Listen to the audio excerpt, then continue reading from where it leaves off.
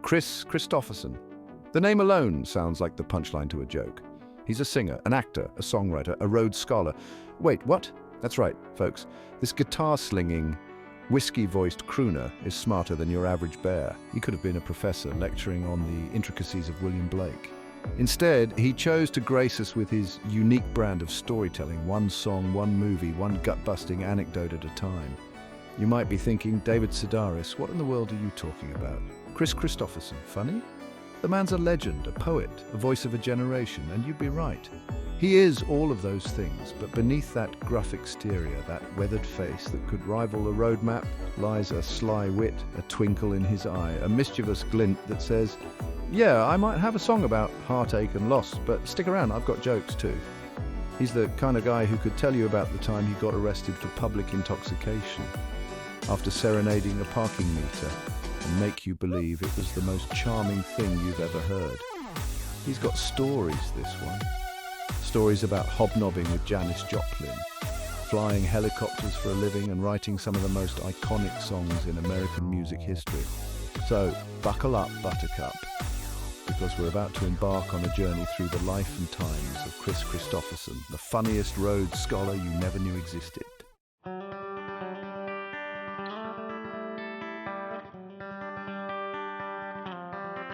Now, you don't just wake up one day and decide to become a country music legend. It takes a special kind of upbringing, a childhood steeped in the absurd, the ridiculous, the kind of stories that make you laugh until milk comes out of your nose. Okay, maybe not milk, but definitely a good hearty snort. Chris's childhood was, well, interesting. Military brat, moved around more times than a game of musical chairs. And let's just say, the man learned early on how to find humor in the unexpected, like the time he accidentally set his backyard on fire trying to recreate a scene from a John Wayne movie, or the time he convinced his entire third-grade class that he was Elvis Presley's long-lost nephew. See, even back then he had that knack for storytelling, for spinning yarns so tall you'd need a Sherpa to reach the top. And the best part, he always managed to land on his feet, even if it meant landing in a pile of something questionable. It's that ability to find the funny side of disaster that makes him so damn relatable. Then came Oxford. Oxford. Can you imagine this good old boy, fresh off the plane from California, strolling through those hallowed halls, probably wearing cowboy boots with his academic robes? Talk about a fish out of water, a singing, songwriting, guitar-playing fish out of water.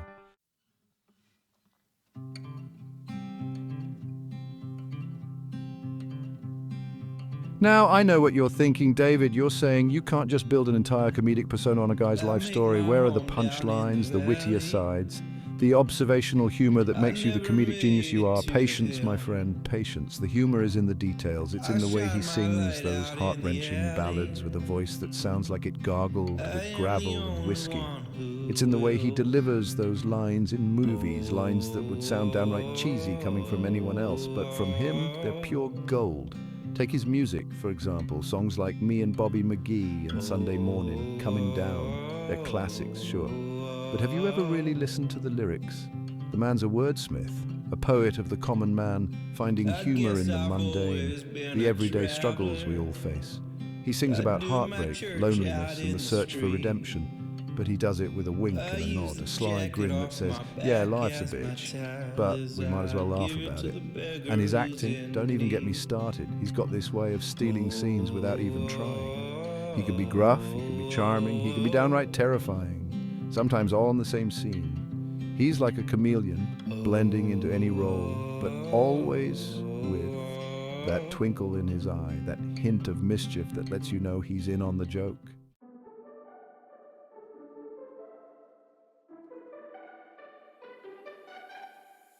So there you have it, the setup, the premise, the reason why Kris Kristofferson is hands down the funniest comedian you never knew existed. He's lived a life less ordinary, a life full of ups and downs, twists and turns, and through it all he's maintained a sense of humor that would make even the most jaded cynic crack a smile. We're about to dive headfirst into the wacky, wonderful world of Kris Kristofferson, a world where janitors become songwriters, where Rhodes Scholars become movie stars, and where laughter is the best medicine, even if it tastes like whiskey and regret. So sit back, relax, and get ready to laugh until your sides hurt.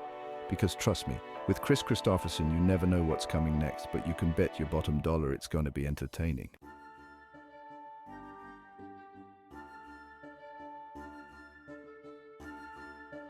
The early years Kris Kristofferson class clown.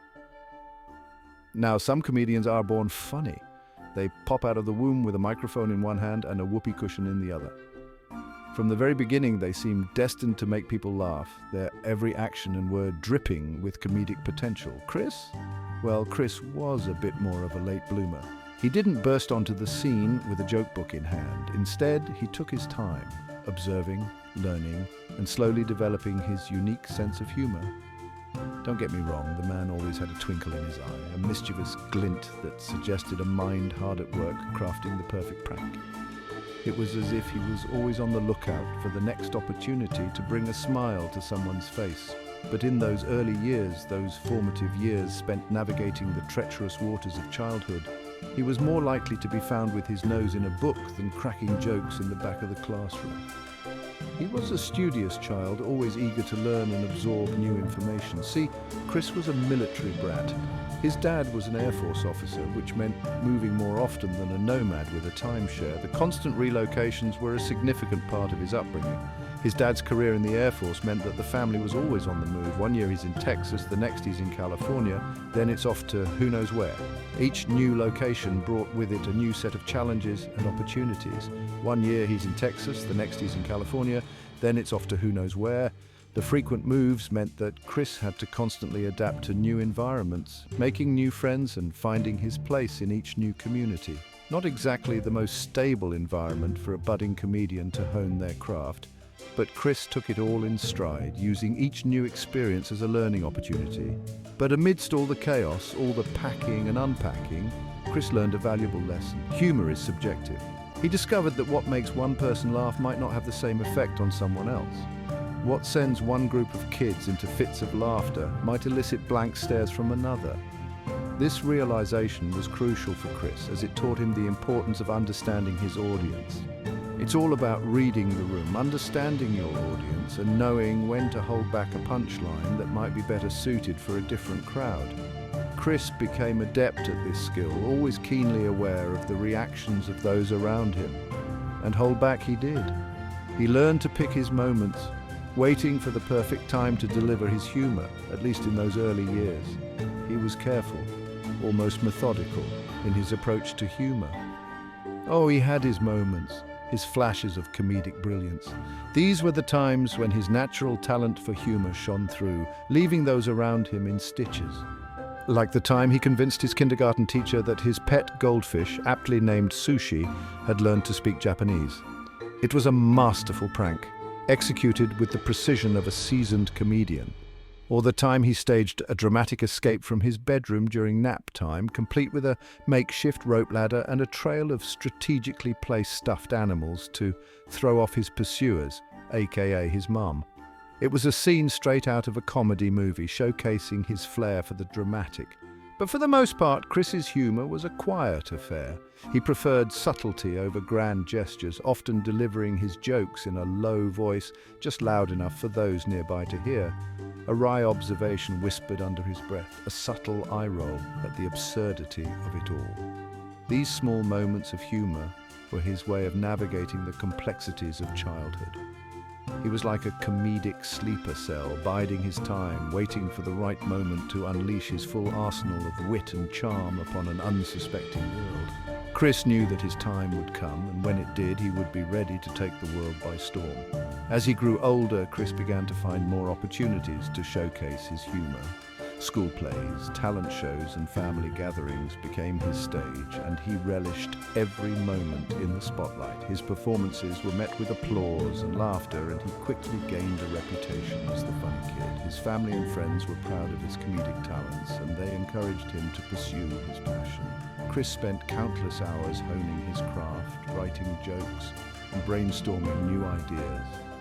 He was dedicated to perfecting his comedic timing and delivery, always striving to improve. He practiced in front of the mirror, rehearsing his lines and perfecting his expressions. Every joke, every punchline was meticulously crafted to ensure maximum impact, and it paid off. His friends loved his performances, and their laughter was the ultimate reward for his hard work. Kris knew that he had found his calling, and he was determined to make the most of it. With each passing year, Kris's confidence grew. He set his sights on bigger and better things, always pushing himself to reach new heights. His journey was just beginning, and he was ready to take on the world, one joke at a time. The future was bright for Kris Kristofferson, the class clown who had found his voice. His early years were just the beginning of a remarkable journey, filled with laughter, joy, and endless possibilities. And as we look back on those early years, we can see the foundation of a brilliant career. Kris Kristofferson, the class clown, had become a comedic legend, and his story continues to inspire and entertain us all.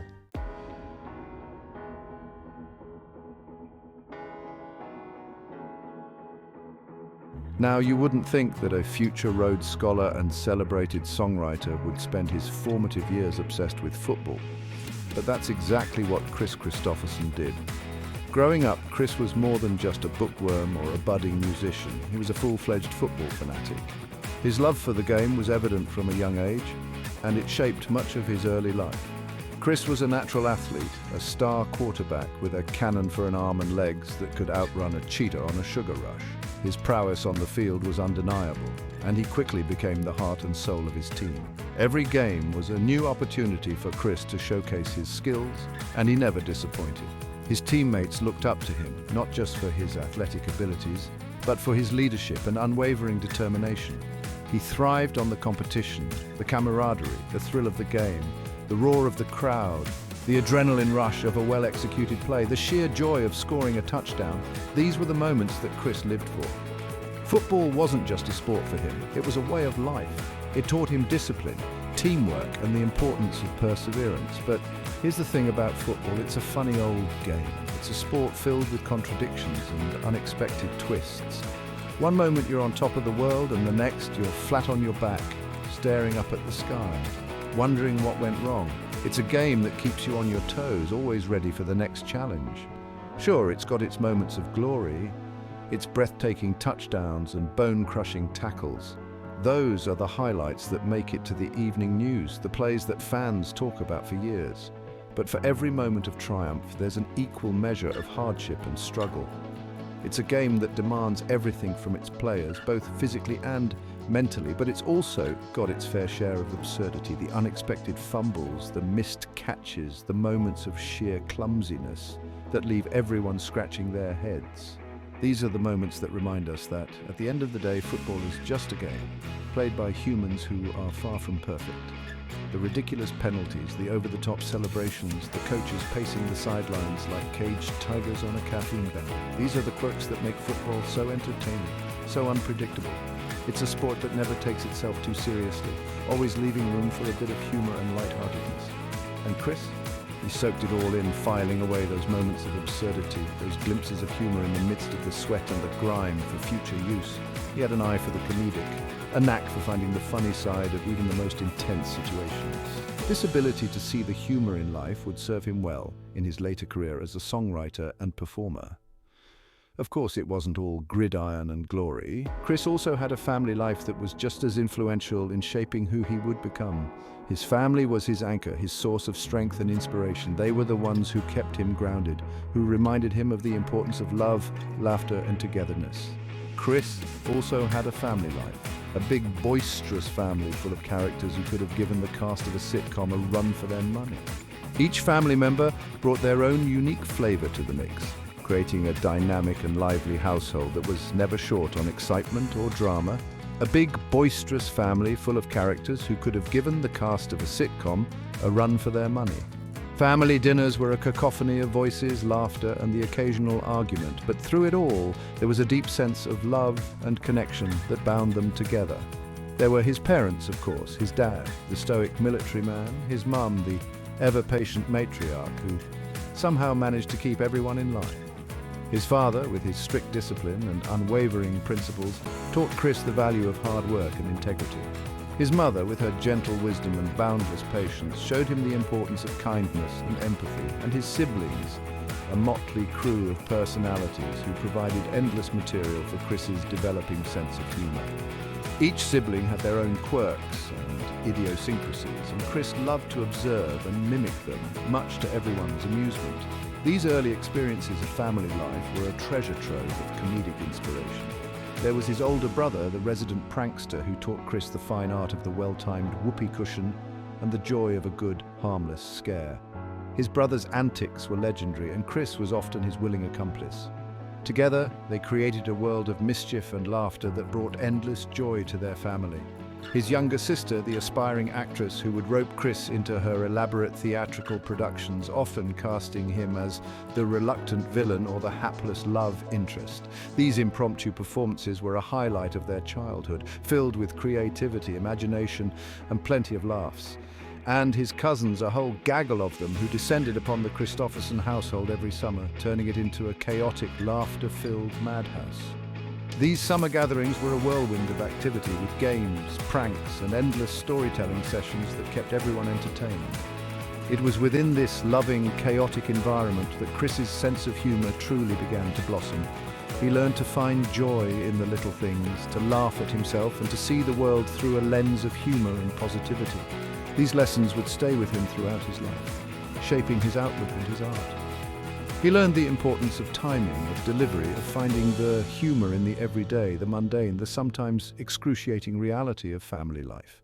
Whether it was a well-timed joke at the dinner table or a funny story shared during a family gathering, Kris understood that humor was a way to bring people together, to create bonds and memories that would last a lifetime. He learned that laughter was a powerful thing, a way to connect with people, to diffuse tension, to make sense of the world around him. It was a tool that he would use time and again, both in his personal life and in his career. Through laughter, Kris found a way to navigate the complexities of life, to find joy in the midst of challenges, and to share that joy with others.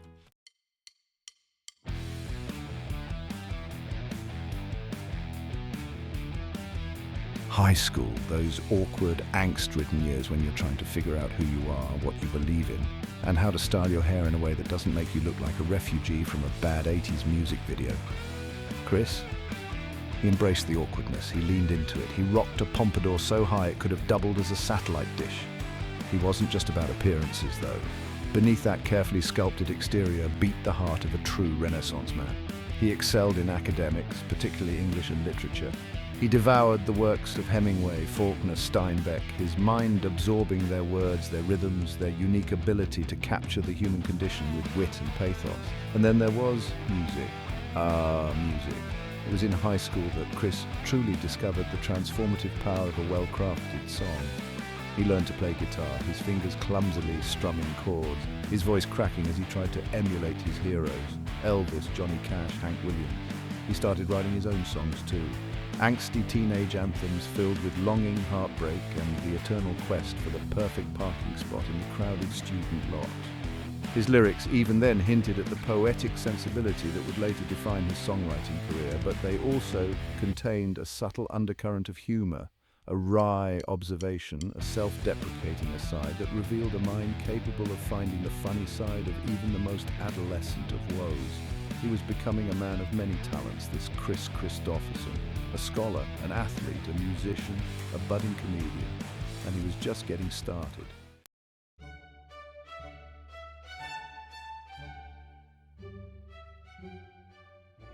Now, you don't just go from tossing a football under the Friday night lights to strolling through the hallowed halls of Oxford University. That takes a special kind of mind, a mind that's as comfortable quoting Shakespeare as it is calling a quarterback sneak. A mind like Kris Kristofferson's. Yeah, you heard that right. Oxford, the Oxford, as in England, home of the Queen, crumpets, and more academic rigor than you can shake a stick at. It was his parents' idea, of course. They saw his potential, this kid of theirs, this golden boy with a brain the size of Texas and a heart to match.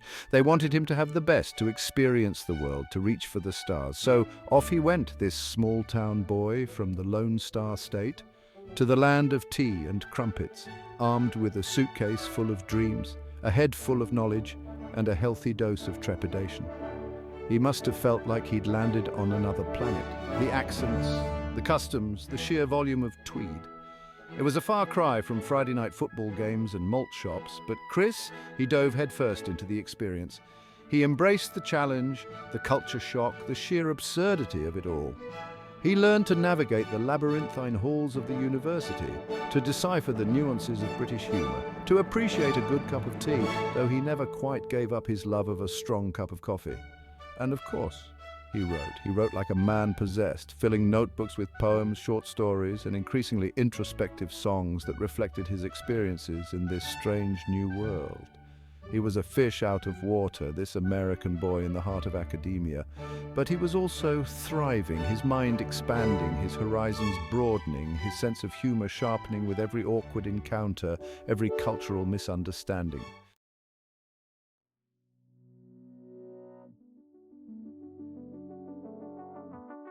Oxford was all well and good, but a promise is a promise. Kris Kristofferson had always been a man of his word, and this time was no different.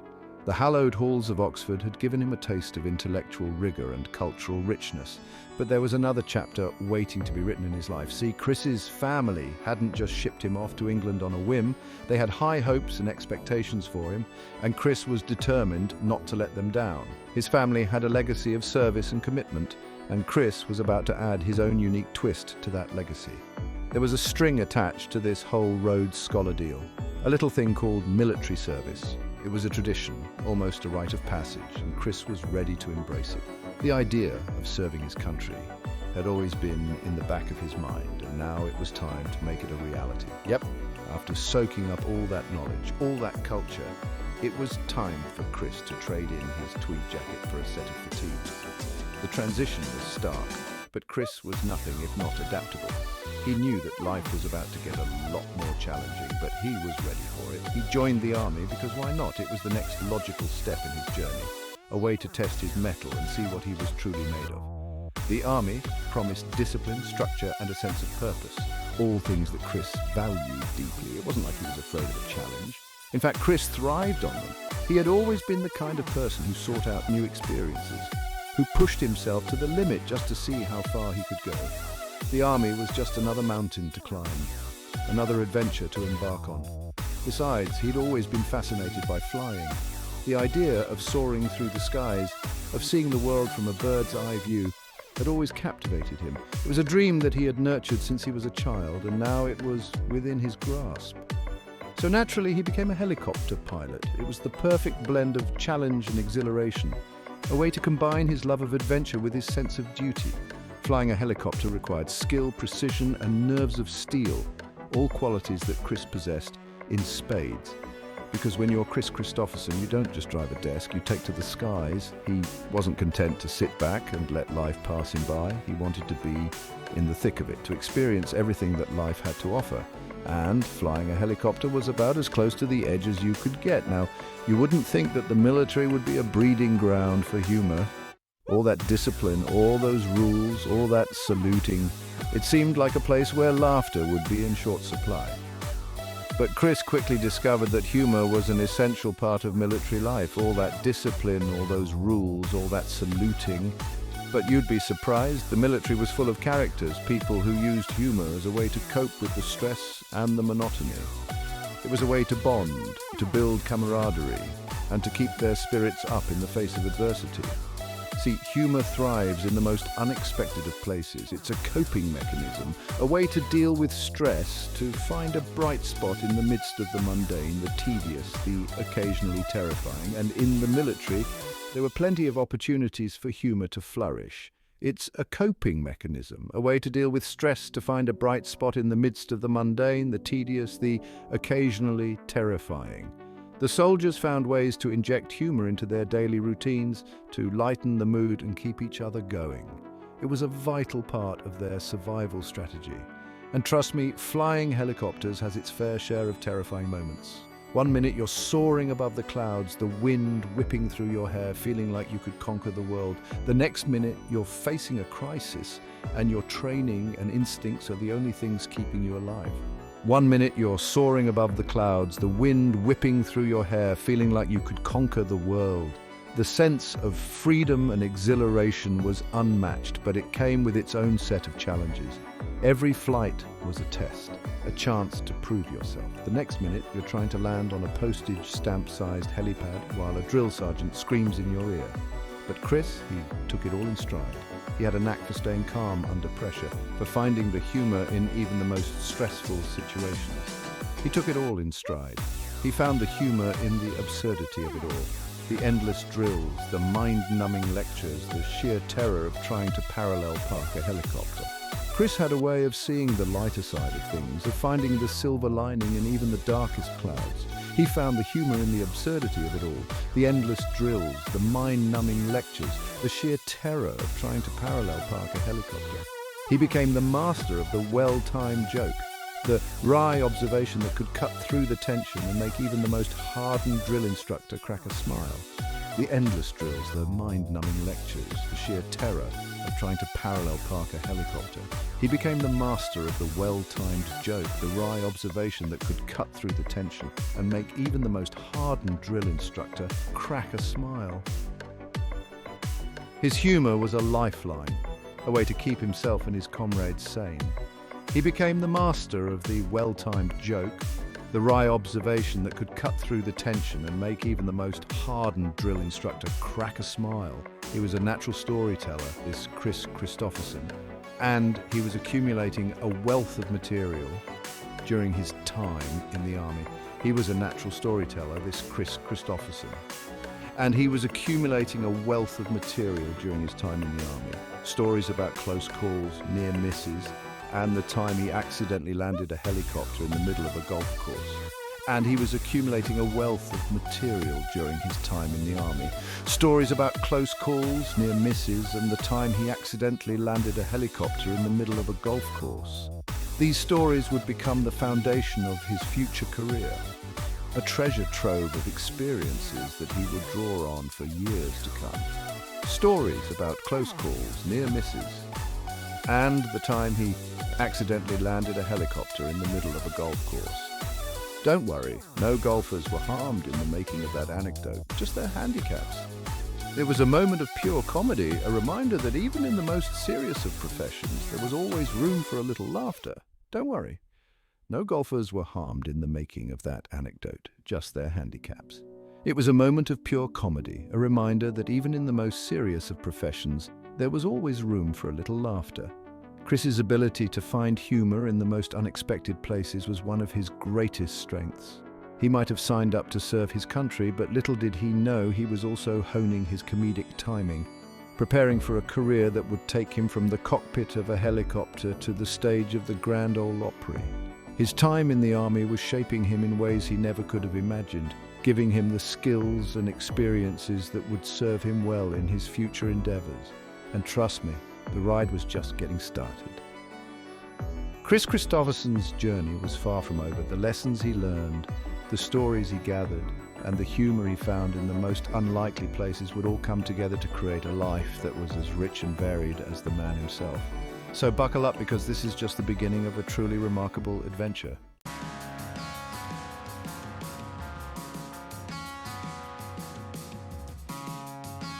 So, you've conquered Oxford, flown helicopters for Uncle Sam. What's next for a guy like Kris Kristofferson? Nashville, baby, Music City, land of rhinestones, steel guitars, and dreams bigger than a Texas sky.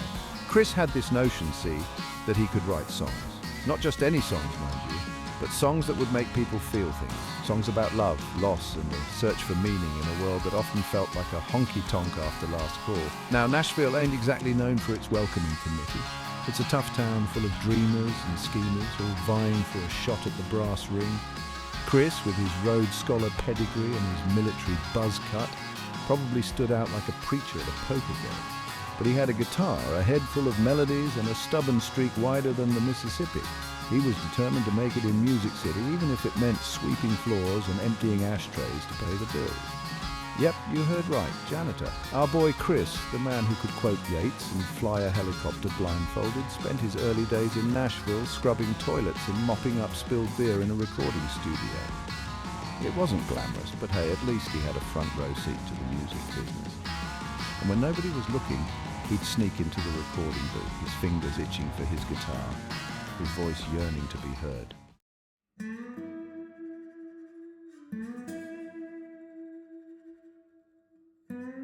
Section 2. Sweeping floors and writing hits. The unglamorous side of stardom. Now, being a janitor in a recording studio might not sound like the most inspiring gig, but for Kris, it was like getting a crash course in the music industry, albeit from a less than glamorous vantage point. He saw it all, the egos, the insecurities, the sheer amount of hairspray required to maintain those gravity-defying pompadours.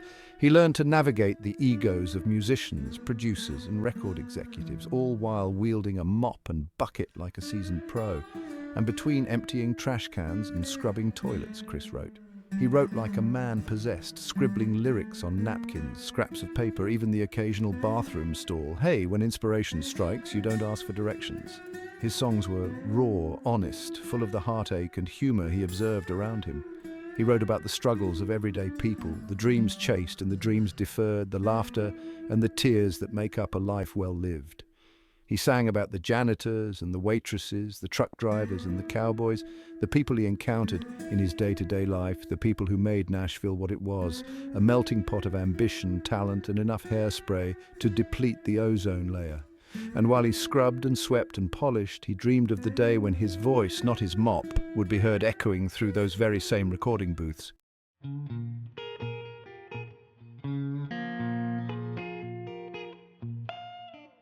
Section 3, Country Music's Most Unlikely Janitor. When Kris met Johnny, fate, as they say, works in mysterious ways, or maybe it just loves a good laugh, because it was during his janitorial stint that Kris crossed paths with a man who would change his life. Johnny Cash, yep, the man in black himself, already a legend. A voice that could make grown men weep and jukebox joints erupt in a frenzy. Kris naturally was a fan, who wasn't, but he was also a songwriter with a pocket full of tunes and a dream bigger than a 10-gallon hat. Now there are stories, probably exaggerated, about how Kris landed a helicopter on Johnny's lawn, a demo tape clutched in his hand, demanding to be heard. The truth, as always, is a bit more nuanced, a bit funnier. Seems Kris, ever the opportunist, used his janitorial access to slip Cash a demo tape. Not directly, of course, he wasn't stupid. No, he left it on Cash's piano, strategically placed amidst a stack of sheet music, hoping against hope that it wouldn't end up in the trash can alongside yesterday's coffee grounds. And guess what? It worked. Well, sort of. Legend has it that Cash listened to the tape, looked at June Carter and said, "This boy's either a genius or he's crazier than a sack full of cats." Either way, Johnny Cash was intrigued. And intrigued in the music business can be a very good thing.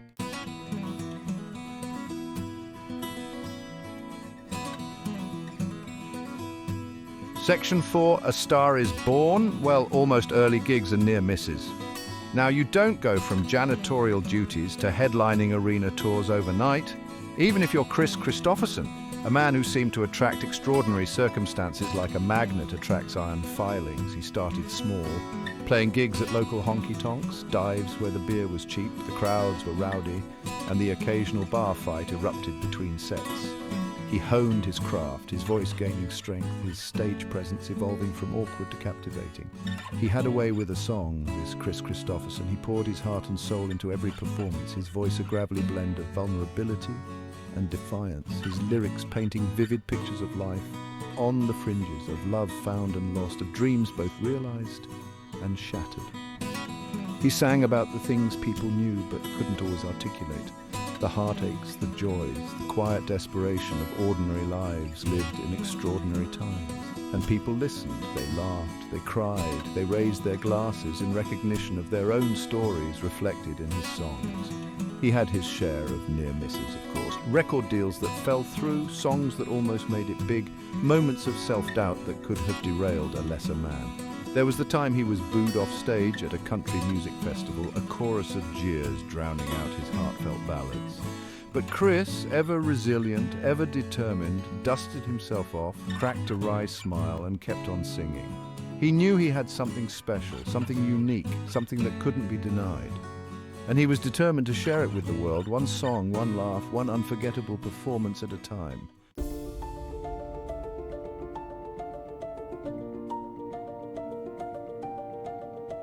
Now, you wouldn't think a guy who spent his formative years bouncing between Oxford and an army helicopter cockpit would end up on the silver screen.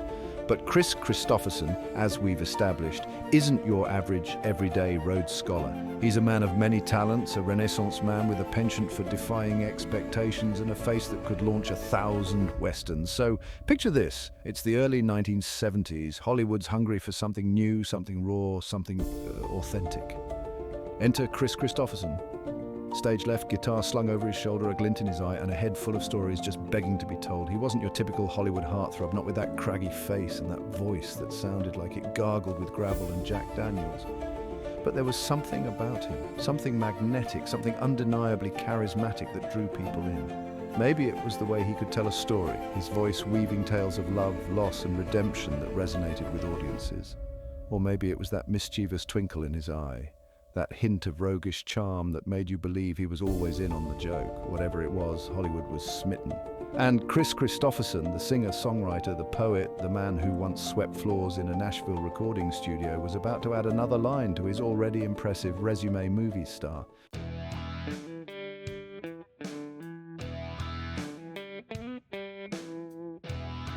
His first starring role? A little film called Cisco Pike.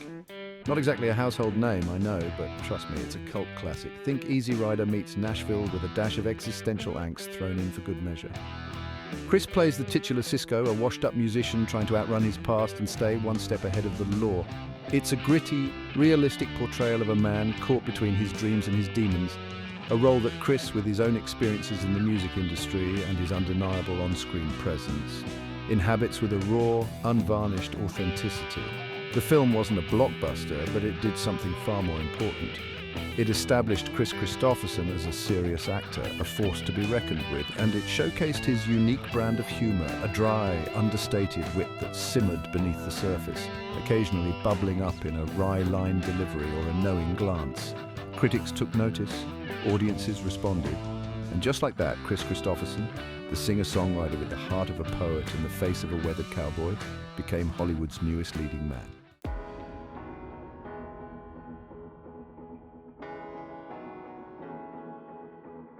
Now, some actors, they get all precious about their craft. They mumble about motivation and finding the truth and other pretentious things that make you want to throw popcorn at the screen. Kris approached acting with the same down-to-earth sensibility he brought to everything else in his life, with a healthy dose of humor and a refreshing lack of pretense. To him, acting wasn't rocket science. It was just storytelling, plain and simple. Only instead of a guitar and a microphone, he had a script, a director, and a wardrobe department that could outfit him in everything from cowboy hats to tuxedos. And sure, there might be the occasional explosion or car chase thrown in for good measure, but at its core, it was all about connecting with an audience, about making them feel something. He had a knack for it too. He could be gruff and intimidating one minute, charming and vulnerable the next. He could deliver a punchline with perfect comedic timing or break your heart with a single soulful glance. He was a natural and he made it look effortless, but don't let that laid-back demeanor fool you. Kris took his work seriously. He studied his lines, he listened to his directors, he brought a quiet intensity to every role he played. He just never forgot that at the end of the day, it was all about entertaining people, and if he could make them laugh along the way, well, that was just a bonus.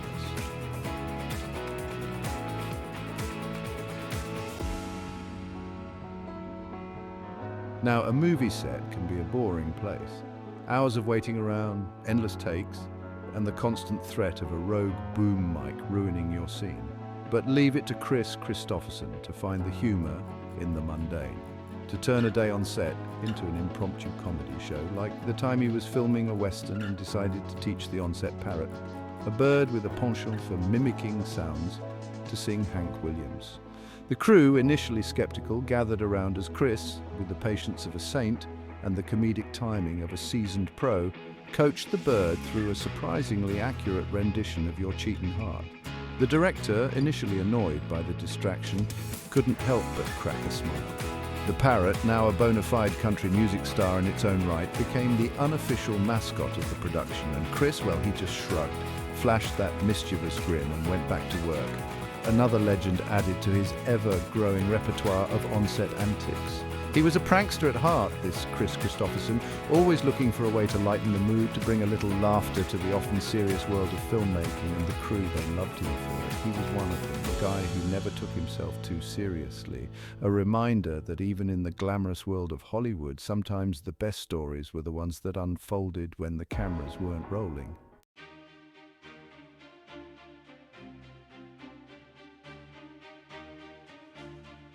If you're going to make a movie about legendary outlaws, who better to call than Kris Kristofferson?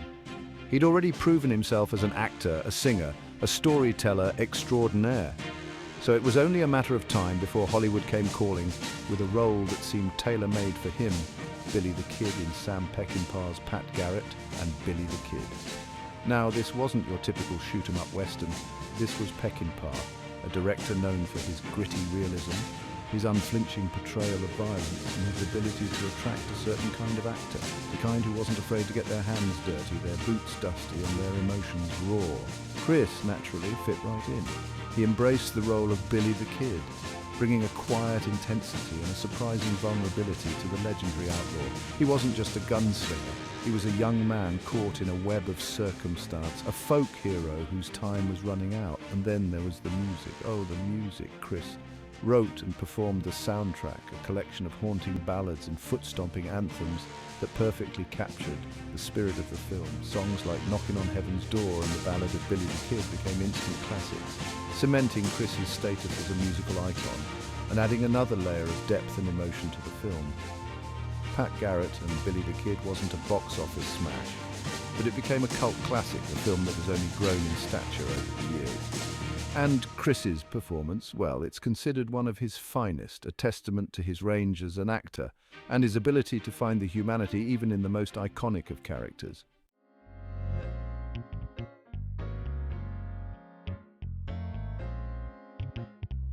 Now, you've heard of Fred and Ginger, Bogey and Bacall, but let me tell you about a Hollywood pairing for the ages, Kris Kristofferson and Bob Dylan. That's right, folks, the Rhodes Scholar and the Bard of Hibbing, sharing the screen, trading lines, and probably sharing a few laughs, and maybe a joint or two, off camera.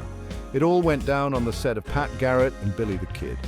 Dylan, in a stroke of casting genius, played Alias, a mysterious drifter who befriends Billy the Kid.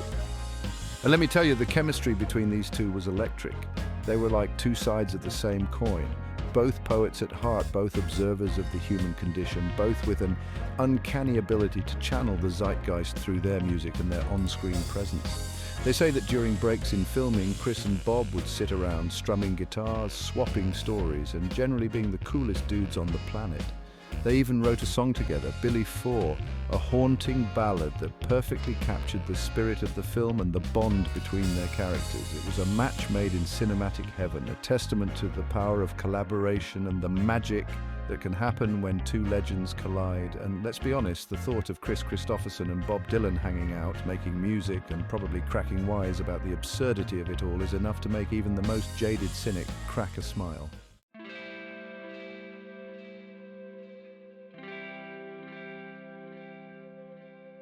Section 7. A Star is Born, the sequel. This time, it's personal and hilarious. After conquering westerns, it was time for Kris Kristofferson to tackle a different kind of genre, the rock and roll musical romance. And not just any musical romance, mind you, but a remake of A Star is Born. Yep, the one with Barbra Streisand. Buckle up, Buttercup, because this is where things get really interesting. And by interesting, I mean equal parts iconic and unintentionally hilarious. Now, this version of A Star is Born was a bit of a departure from the classic tale. Instead of an aspiring actress, Streisand played Esther Hoffman, a rising rock star whose career is on the ascent just as her love interest, John Norman Howard, played by our man Kris, a fading rock legend battling personal demons, is on the decline. The film was a massive hit, a cultural phenomenon that spawned a best-selling soundtrack and turned Streisand's power ballad, Evergreen, into an anthem for a generation. But let's be real, it's also a bit of a camp classic, a film that's as known for its over-the-top drama and questionable fashion choices. Seriously, what was up with Kris's wardrobe as it is for its music? And Kris?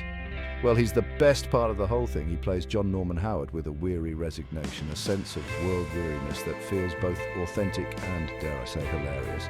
He's like a walking, talking embodiment of rock and roll excess, a cautionary tale wrapped in denim and leather with a voice that could make 1,000 groupies swoon.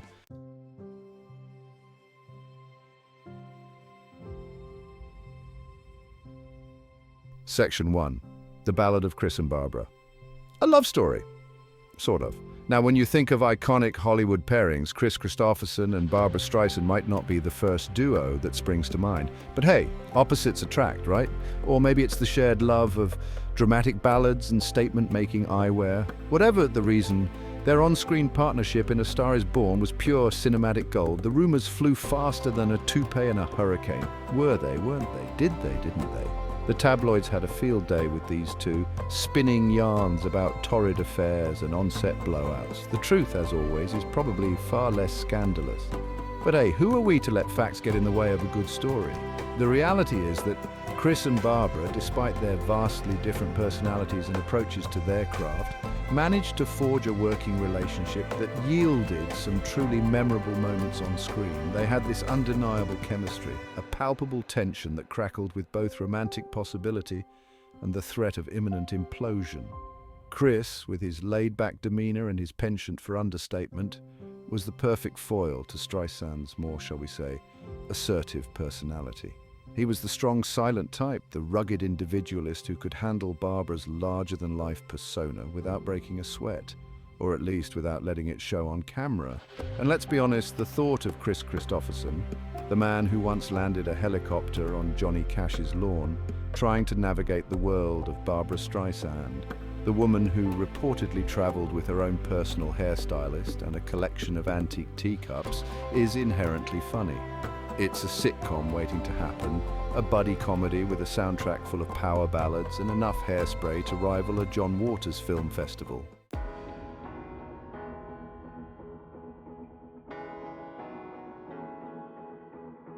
Section 2. On-set shenanigans.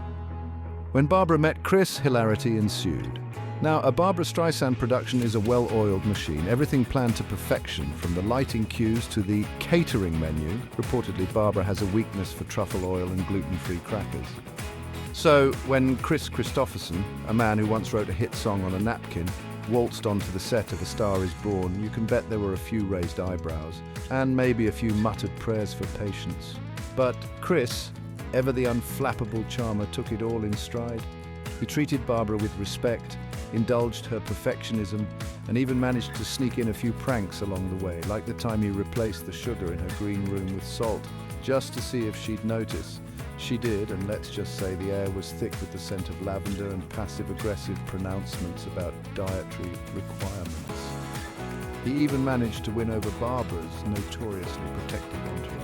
There are stories, probably apocryphal, but too good not to repeat, about Kris teaching Barbara's personal chef how to play poker, much to the chagrin of her business manager. And the time he convinced her hairstylist to give him a temporary tattoo of a unicorn, just to see if anyone would notice. Again, Barbara noticed, but surprisingly she found it amusing.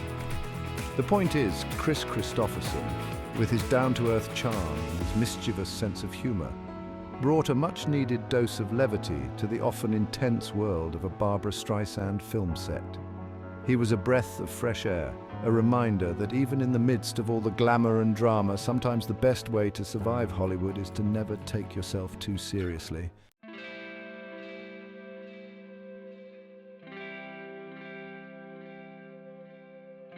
Now, let's talk about Evergreen, the iconic power ballad from A Star Is Born that became a monster hit, a wedding staple, and, dare I say, a karaoke nightmare.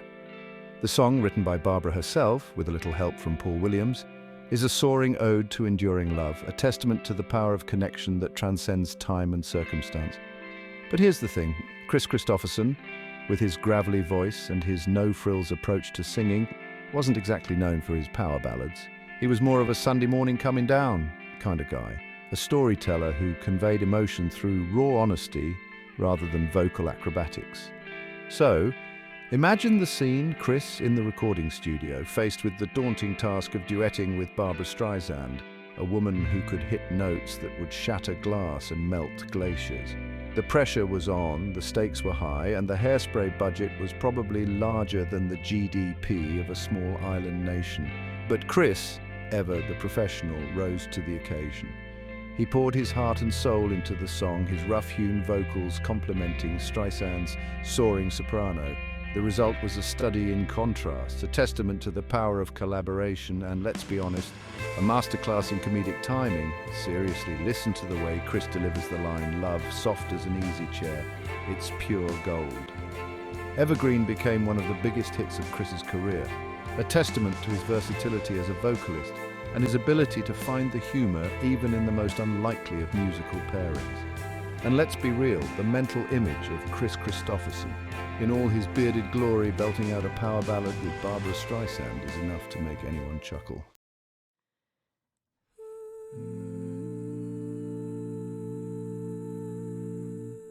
After A Star Is Born, Kris Kristofferson was a bona fide movie star. He'd proven he could carry a tune, he could act, he could even hold his own against Barbra Streisand. But instead of resting on his laurels, basking in the glow of Hollywood success, Kris did what any self-respecting Renaissance man with a penchant for defying expectations would do. He pivoted.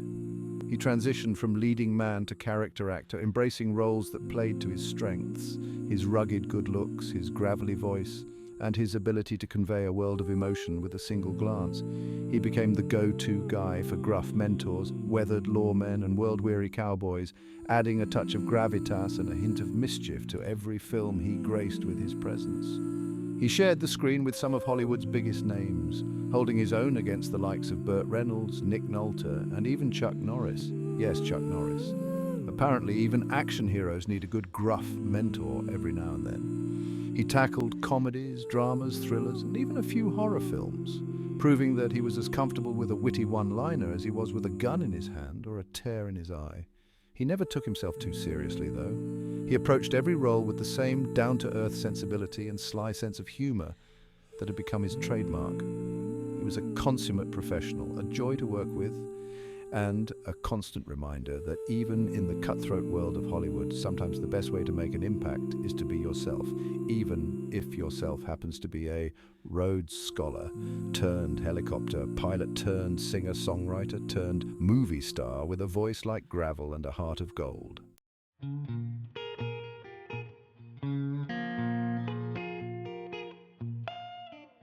Now, if you're looking for a quintessential Kris Kristofferson performance, look no further than Convoy, the 1978 trucking extravaganza that was basically Smokey and the Bandit on steroids, with a dash of social commentary thrown in for good measure. Kris plays Rubber Duck, a trucker with a heart of gold and a CB handle that's just begging for a punchline. He's leading a convoy of big rigs across the country, protesting unfair trucking regulations and generally sticking it to the man. Along the way, he encounters corrupt sheriffs, smitten waitresses, and a whole lot of CB radio banter that's so cheesy, it circles right back around to being awesome. And then there's Ernest Borgnine playing Sheriff Lyle Wallace, Rubber Duck's nemesis-turned-reluctant ally.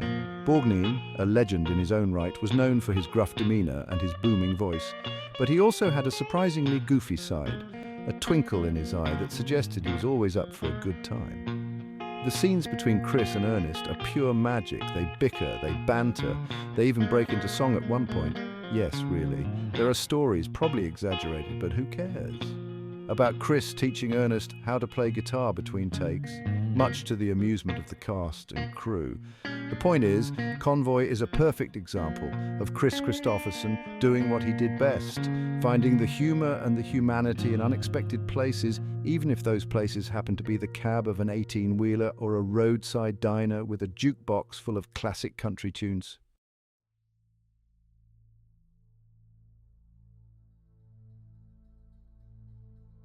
Action hero? Sure, why not? Kris Kristofferson, the reluctant badass. Now, you wouldn't think a Rhodes Scholar with a penchant for writing introspective ballads would be the obvious choice to play an action hero. But Kris Kristofferson, never one to be pigeonholed, tackled the genre with the same gruff charm and understated humor he brought to everything else in his life. He wasn't your typical muscle-bound, testosterone-fueled action star. He was more of a reluctant hero, a man of principle who'd rather be writing poetry or strumming his guitar, but who could handle himself in a fight when the situation demanded it. He took on terrorists, drug lords, and even the occasional supernatural entity, always with a twinkle in his eye and a wry quip ready to disarm his opponents, both literally and figuratively. He jumped out of helicopters, engaged in high-speed chases, and delivered lines like, "Don't mess with Texas," with a conviction that could make even the most jaded cynic believe in the power of good old-fashioned American grit. He never took himself too seriously, though. He understood the inherent absurdity of the action genre, the over-the-top stunts, the cheesy dialogue, the gratuitous explosions, and he embraced it all with a wink and a nod, a reminder that sometimes the best way to approach a ridiculous situation is to just go with it and have a little fun along the way.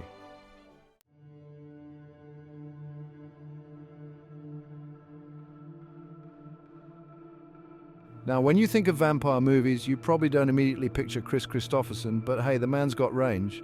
And let's be honest, who else could pull off a duster and a pair of sunglasses with such effortless cool? In Blade, the 1998 superhero horror flick that launched 1,000 comic book adaptations, Kris plays Abraham Whistler, a grizzled vampire hunter who mentors the titular Blade, a half-vampire, half-human badass played by Wesley Snipes. Whistler's the quintessential gruff mentor figure, full of wisdom, world-weariness, and a healthy dose of cynicism. He's seen it all, fought it all, and lived to tell the tale, and maybe crack a few jokes along the way. Kris, naturally, is perfect in the role. He brings a gravitas and a sense of history to Whistler, making him more than just a sidekick or a plot device. He's a fully realized character, a man haunted by his past but determined to make a difference in the world, even if that means battling blood-sucking fiends with a crossbow and a silver-plated wit. And let's not forget the sunglasses. Seriously, Kris rocks those shades like nobody's business. They're functional, sure, but they're also a statement. They say, "I've seen things you wouldn't believe. I've fought things that would make you cry for your mama, and I'm still standing here looking damn cool." Blade was a huge hit, spawning 2 sequels and cementing Kris's status as a cult icon. And Whistler? Well, he's one of Kris's most memorable roles, a testament to his ability to find the humor and the humanity, even in the most outlandish of genres.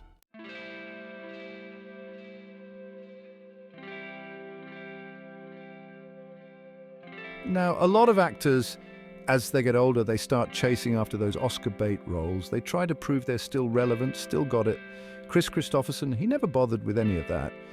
He just kept on doing what he did best, telling stories, making music, and approaching life with a twinkle in his eye and a song in his heart. He never slowed down, not really. He continued to act, taking on roles that interested him, challenging himself, and generally proving that age is just a number. Albeit a number that looks damn good on him.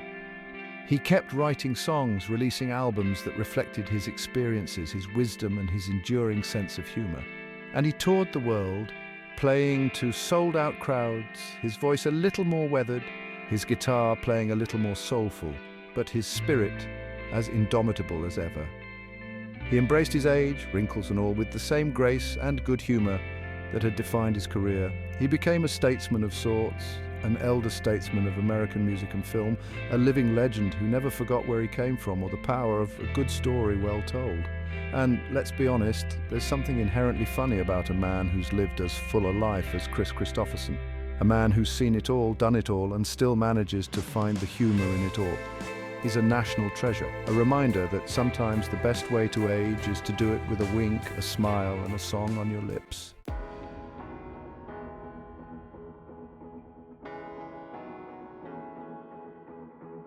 The laugh lines of a legend, Kris Kristofferson's enduring humor. So there you have it, a whirlwind tour through the life and times of Kris Kristofferson, the funniest Rhodes Scholar to ever grace a honky-tonk stage, a movie set, or a helicopter cockpit. Sometimes all in the same day. We've laughed, we've cried, okay, maybe we've mostly laughed. We've learned that a man can be both a brilliant songwriter and a master of the well-timed prank.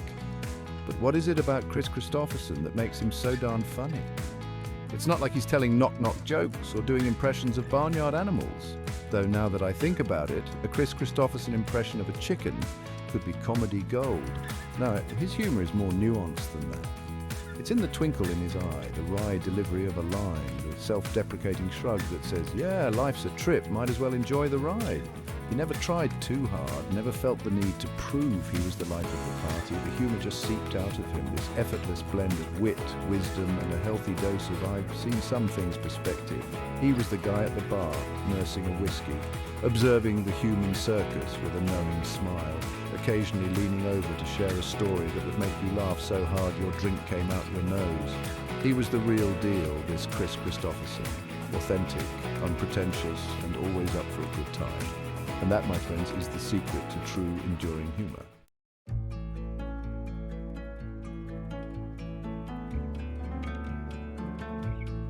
Section 2. More than just a pretty voice. And face, okay, maybe just a voice again. Now, I know what you're thinking, David. You've spent the last hour telling us how funny Kris Kristofferson is, but the man's a legend, an icon. He's written some of the most moving, most enduring songs in American music history. And you know what? You're right. He is all of those things. But here's the thing about humor. It doesn't diminish the other aspects of a person. It enhances them. It adds depth, complexity, and a certain twinkle to the eye that makes you want to lean in closer, listen a little harder, and maybe offer to buy the next round. Kris Kristofferson's humor wasn't separate from his music, his acting, his life experiences. It was woven into the very fabric of his being. It was in the way he could break your heart with a song 1 minute and have you laughing until you cried the next. It was in the way he could inhabit a character with such raw honesty, such vulnerability that you forgot you were watching a movie. He understood the power of laughter, its ability to heal, to connect, to make sense of a world that often felt like a honky-tonk after last call. He knew that sometimes the best way to deal with pain, with heartbreak, with the absurdity of it all, was to find the humor, to crack a smile, to remember that even in the darkest of times, there's always a reason to laugh.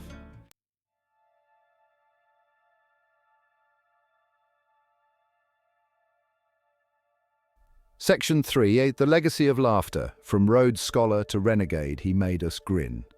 So, what's the legacy of Kris Kristofferson, the comedian? It's not about punchlines or pratfalls. It's about the way he lived his life, the way he approached his craft, the way he made us feel. He taught us that humor can be found in the most unexpected of places, from the halls of Oxford to the back of a tour bus, from the silver screen to the dusty streets of Nashville.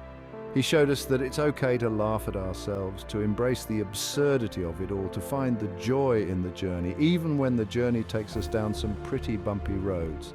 He reminded us that life is too short to take ourselves too seriously, that a good laugh is often the best medicine, and that sometimes the most profound truths are delivered with a wink and a smile. He left behind a body of work that continues to inspire, to entertain, to make us think, to make us feel, and most importantly, to make us laugh. And that, my friends, is a legacy worth celebrating.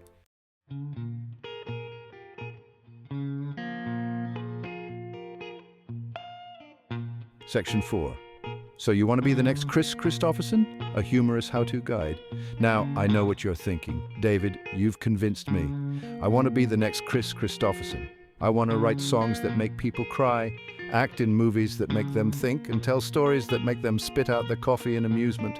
Well, hold your horses, cowboy or cowgirl. There's only one Kris Kristofferson, and let's be honest, the world probably couldn't handle two. But that doesn't mean you can't learn from the master, that you can't incorporate a little bit of his wit, his wisdom, and his "I've fallen down, but I'm getting back up with a song in my heart" spirit into your own life. So here's a little Kris Kristofferson-inspired advice for navigating life's highway asterisk. Embrace the absurdity. Life's a trip, so pack a sense of humor. Laugh at yourself, find the funny side of failure, and remember that sometimes the best stories start with the words, "You're not gonna believe this, asterisk, be authentically you." Don't try to be someone you're not. Embrace your quirks, your flaws, your unique perspective on the world. The more comfortable you are in your own skin, the funnier and more interesting you'll be. Find the humor in the everyday. Life's full of little moments that are ripe for comedic interpretation. Pay attention, observe, and don't be afraid to find the funny side of a flat tire, a burnt dinner, or a conversation with a telemarketer who just doesn't get the hint. Asterisk, never stop learning. Keep your mind open, your ears tuned, and your notebook handy. You never know where you'll find inspiration, a great story, or a punchline that will have people rolling in the aisles, or at least snorting into their coffee. And most importantly, be kind. Humor should never be used to hurt or belittle. Use your wit for good, to lift people up, to make them smile, to remind them that even in a world that can sometimes feel overwhelming, there's always a reason to laugh.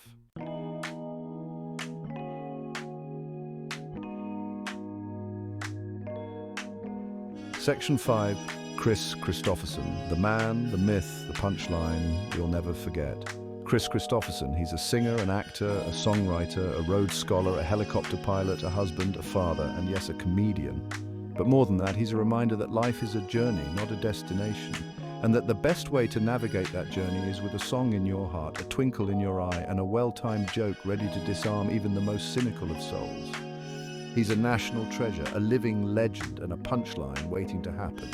And we wouldn't have it any other way. So here's to Kris Kristofferson, the funniest comedian you never knew you needed. May his songs, his stories, and his laughter continue to inspire, to entertain, and to remind us that even in a world that can sometimes feel overwhelming, there's always a reason to smile.